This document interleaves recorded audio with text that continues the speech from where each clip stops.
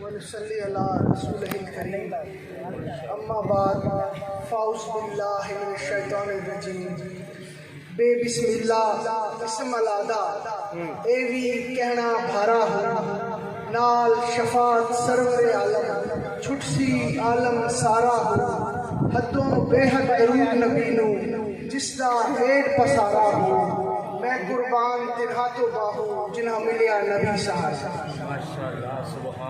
سب سے پہلے تو حضرت سلطان باہو کے آستانے پر آپ تمام مریدین کا آنا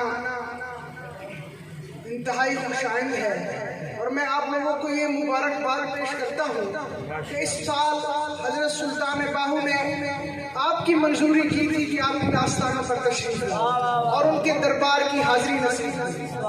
الحمدللہ اس مشکل وقت میں، مہنگائی کے وقت میں، گرمی میں، بارشوں میں، یہ سلطان العارفین نے آپ لوگوں کو چنا تھا کہ یہ لوگ اس دفعہ میرے آستانوں پر آئے. مبارکباد پیش کرتا ہوں.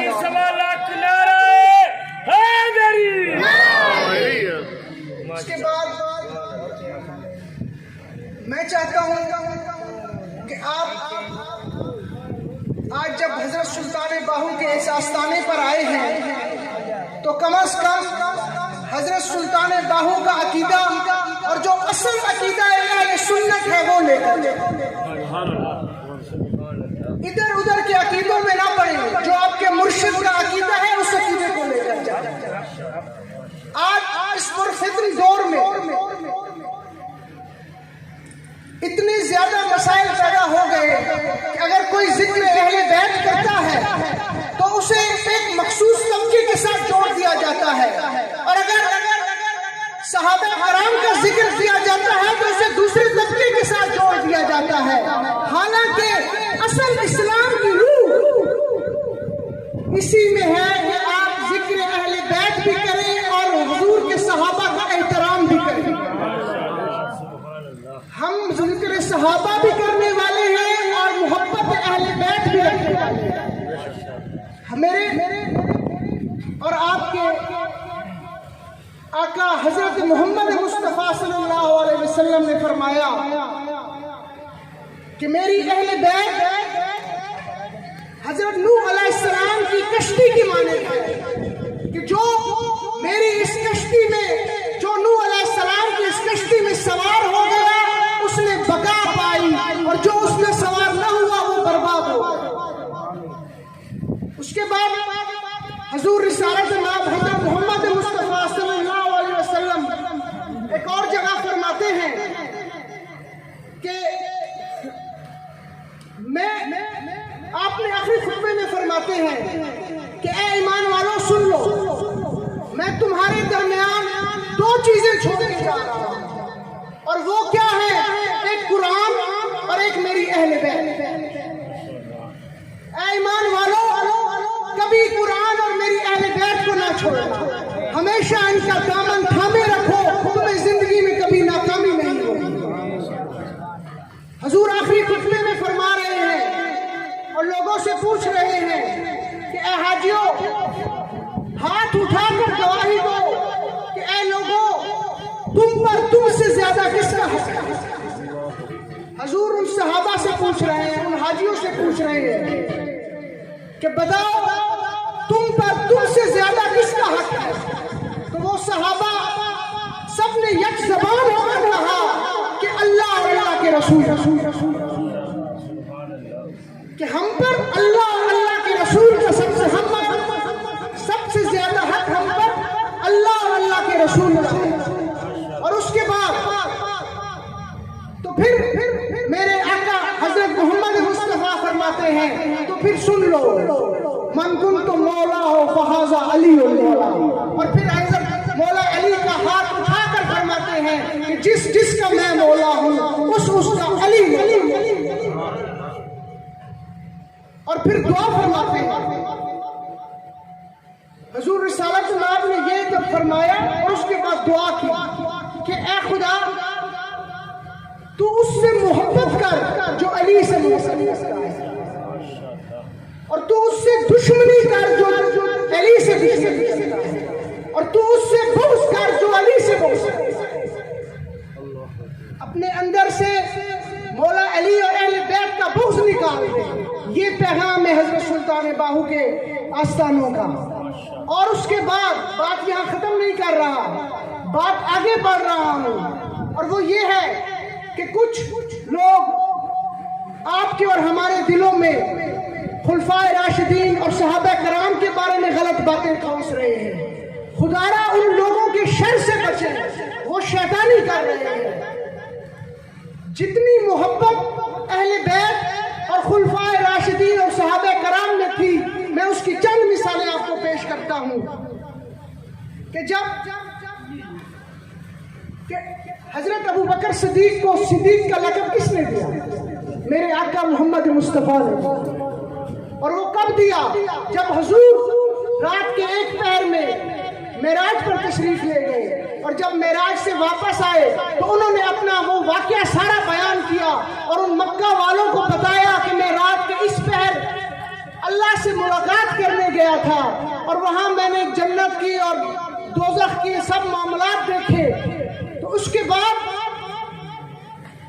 بعد ابو جہل حضرت ابو بکر صدیق کے پاس گیا اور کہا کہ کیا تم اس بات کو مانتے ہو کہ اگر کوئی شخص کہے کہ میں رات کے ایک پہر میں زمین سے آسمان تک چلا گیا ہوں، اور اس پہر میں وہاں جا کر میں نے جنت اور دوزخ کو دیکھا ہے، اللہ تعالیٰ سے ملاقات کی ہے، اور پھر واپس آ گیا ہوں.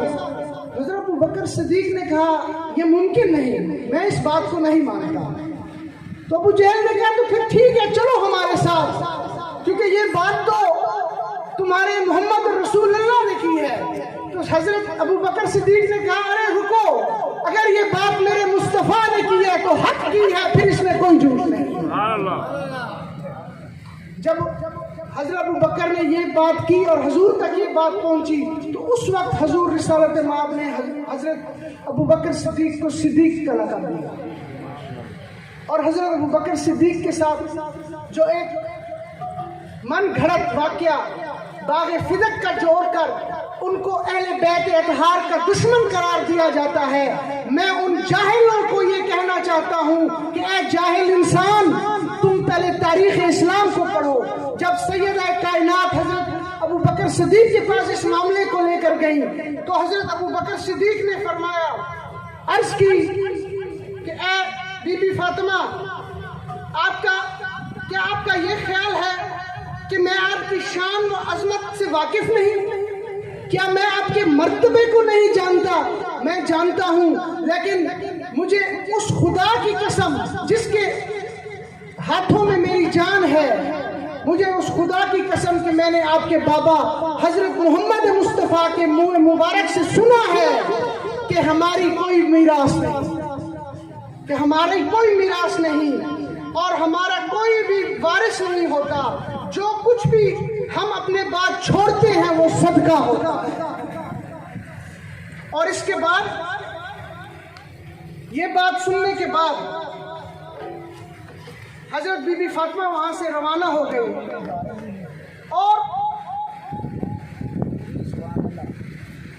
حضرت علی مشکل کشا نے بھی اس فیصلے کو مکمل طور پر تسلیم کیا.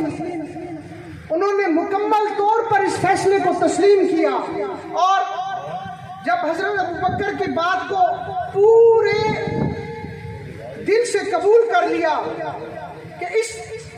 کہ نبی کی کوئی میراث نہیں ہوتی، اس لیے جب مولا علی خلیفہ بنے تو باغ فدق کی اسی حیثیت کو برقرار رکھا جو حضرت ابو بکر صدیق نے رکھی.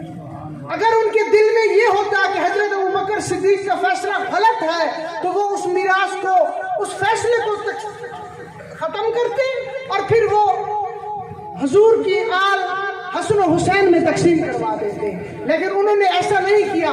جو فیصلہ حضرت ابو بکر صدیق کا تھا وہی فیصلہ مولا کائنات حضرت علی کا ہے۔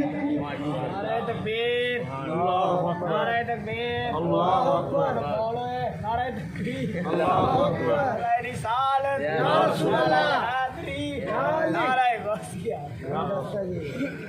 ایک مرتبہ حضرت امام باقر علیہ السلام جو کہ حضرت امام حسین علیہ السلام کے پوتے تھے، حضرت ابو بکر صدیق کا ذکر کر رہے تھے، تو کسی نے سوال کیا کہ آپ نے ابو بکر صدیق کو صدیق کہا ہے، تو کیا آپ ابو بکر صدیق کو صدیق مانتے ہیں؟ تو اس کے جواب میں حضرت امام باقر کھڑے ہو گئے اور قبلہ رخ اپنا منہ کیا، اور قبلہ رخ منہ کر کے فرماتے ہیں ہاں ابو بکر صدیق ہے، صدیق ہے، صدیق ہے۔ جو ابو بکر کو صدیق نہ مانے قیامت کے روز اللہ تعالیٰ اسے صدیق نہیں مانے گا، اسے سچا نہیں مانے گا، اللہ تعالیٰ اسے کبھی سچا نہیں مانے گا۔ یہ ہے شان و مرتبہ حضرت صدیق اکبر کا۔ اور اس کے بعد محبت اہل بیت میں حضرت عمر فاروق بھی پیچھے نہ تھے۔ حضرت عمر فاروق بے پناہ عشق و محبت اور احترام رکھتے تھے۔ مختصر سا واقعہ بیان کر کے آگے چلتا ہوں کہ کسی جنگ کے بعد مال غنیمت اکٹھا ہوا تو حضرت عمر فاروق نے حضرت امام حسن اور حضرت امام حسین کو 1,000 درہم اس مال غنیمت میں سے دیا، اور اپنے بیٹے عبداللہ کو 500 درہم دیے۔ تو حضرت عبداللہ نے اپنے والد سے کہا کہ میں عمر میں بھی حسن و حسین سے بڑا ہوں، اور میں نے حضرت محمد مصطفیٰ کی خدمت میں غزوات میں بھی حصہ لیا، میرا تجربہ بھی ان سے زیادہ ہے، پھر بھی آپ نے ان کو 1,000 درہم دیا، مجھے آپ نے 500 درہم دیے۔ تو حضرت عمر فاروق جلال میں آ گئے اور اپنے بیٹے کو کہا تو لے آؤ حسن و حسین کے والد کے جیسا اپنا والد، لے آؤ حسن و حسین کے والدہ کے جیسے اپنی والدہ، لے آؤ اس کے نانے کے جیسے اپنا نانا، اور لے آؤ اس کی نانی کے جیسے اپنا نانا۔ انہوں نے کہا تمہیں کیا معلوم نہیں کہ حسن و حسین کا والد مولا کائنات حضرت علی المرتضیٰ ہے؟ کیا تمہیں معلوم نہیں کہ اس کی والدہ سیدہ کائنات ہے؟ کیا تمہیں معلوم نہیں کہ اس کا نانا حضرت محمد مصطفیٰ ہے؟ اور کیا تمہیں معلوم نہیں کہ اس کی نانی حضرت خدیجہ الکبریٰ ہے؟ تم اس کا مقابلہ کرتے ہو۔ یہ ہے ان کی آپس میں محبت اور احترام کا رشتہ۔ اور جب حضرت عثمان غنی کا دور آیا اور ان کے اوپر مشکلات آئیں تو اس وقت بھی مولا کائنات حضرت علی نے اپنے بیٹے حسن و حسین کو ہی ان کی ڈیوٹی پر معمول کیا کہ ایسا حسن و حسین تمہاری یہ ڈیوٹی ہے کہ تم جا کر حضرت عثمان غنی کے محافظ بنو۔ یہ ہے ان کا آپس کا رشتہ۔ ارے نادانو، ہمارا اور آپ کی کیا مجال کہ ہم ان شخصیات کے بارے میں ان کا موازنہ کرتے پھریں؟ یہ تو ہم ان موازنوں سے اوپر ہیں، یہ تو ہمارے ان کے اوپر ایمان اور محبت ان کے ساتھ کرنا ہمارے ایمان کا حصہ ہے۔ اگر اپنے ایمان بچانا چاہتے ہو تو خدا را لوگوں کی غلط باتوں پر نہ آؤ، اہل بیت کا بھی احترام کرو اور صحابہ کا بھی احترام کرو۔ اور آخر میں یہ ابھی حال ہی میں ہم نے یہ ڈاکٹر ظفر علی عباسی صاحب نے بڑا خوبصورت کتابچہ شائع کرایا ہے باہو پبلیکیشنز کے ذریعے، جس میں کرامات حضرت سلطان باہو ہیں۔ تو جس نے لینا ہو نادر کے ساتھ رابطہ کر لے گا، وہ انشاءاللہ آپ کو مل جائے گا۔ یہ بہت اچھے، اس میں بڑے اچھے، اور اس میں جو کرامات جتنی بھی ہم نے شامل کی ہیں، کوشش یہ کی ہے کہ جو واقعی مستند کرامات ہیں وہ شامل کی جائے، ادھر ادھر کی باتیں نہیں ہیں، اس میں واقعی جو مستند ہیں وہ ہم نے شامل کی ہیں۔ اللہ تعالیٰ آپ کی اور ہماری حاضری अपनी बारगाह में कबूल व मंजूर फरमाए।